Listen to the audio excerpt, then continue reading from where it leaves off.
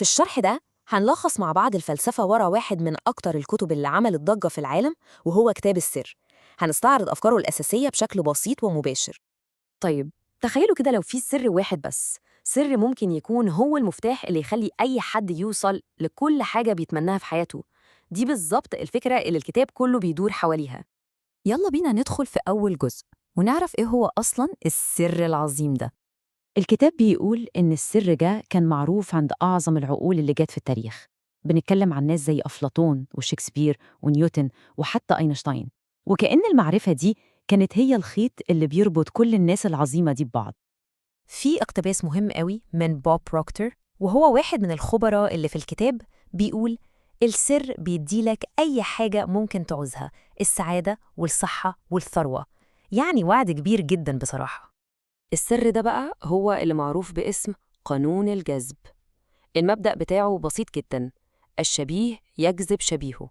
يعني بحسب الكتاب، أي حاجة بنركز تفكيرنا عليها إحنا بنجذبها ونجيبها لحياتنا.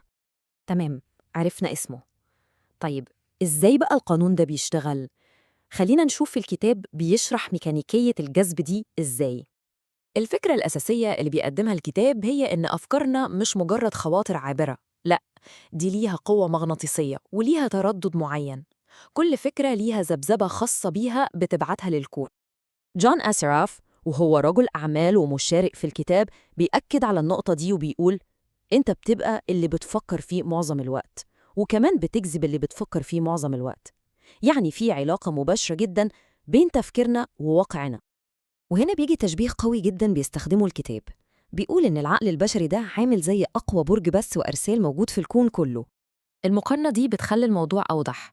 زي ما برج الإرسال بتاع الراديو أو التلفزيون بيبعت إشارات على تردد معين، العقل البشري بتاعنا هو كمان بيبعت أفكار على تردد معين. يبقى الخلاصة هنا إيه؟ إن الأفكار اللي مسيطرة على عقلنا معظم الوقت هي اللي بتتحول في النهاية للأشياء والأحداث اللي بنعيشها في حياتنا. ده هو الادعاء الأساسي للكتاب عن قوة التفكير. ودلوقتي خلينا نروح للجزء العملي. إزاي نستخدم القانون ده؟ الكتاب بيقدم عملية إبداعية متقسمة على 3 خطوات بسيطة. العملية دي هي العمود الفقري للطريقة كلها، وسهلة جدا نفتكرها. الخطوات هي: اطلب، آمن، واستقبل. الخطوة الأولى بتبدأ بأطلب. أهم حاجة هنا هي الوضوح. لازم نكون محددين جدا في الحاجة اللي عايزينها، ونوجه الأمر ده للكون. الكتاب بينصح إننا نكتب الطلب ده عشان يكون واضح ومحدد أكتر.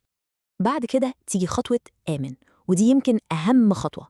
الفكرة إننا نتصرف ونتكلم ونفكر كأننا فعلا استلمنا الحاجة اللي طلبناها.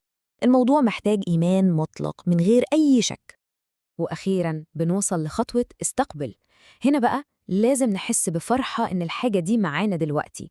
الشعور الإيجابي ده حسب الكتاب هو اللي بيظبط التردد بتاعنا على نفس تردد الحاجة اللي بنطلبها، وده بيسرع وصولها. طيب، بعد ما عرفنا الخطوات ال3، خلينا نتكلم عن أدوات عملية بيقترحها الكتاب عشان نقوي العملية دي ونخليها فعالة أكتر. أول أداة قوية جدا هي الامتنان.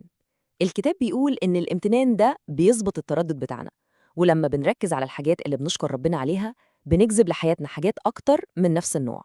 والاقتراح العملي هو إننا نبدأ كل يوم بكتابة قائمة بالحاجات اللي ممتنين لوجودها.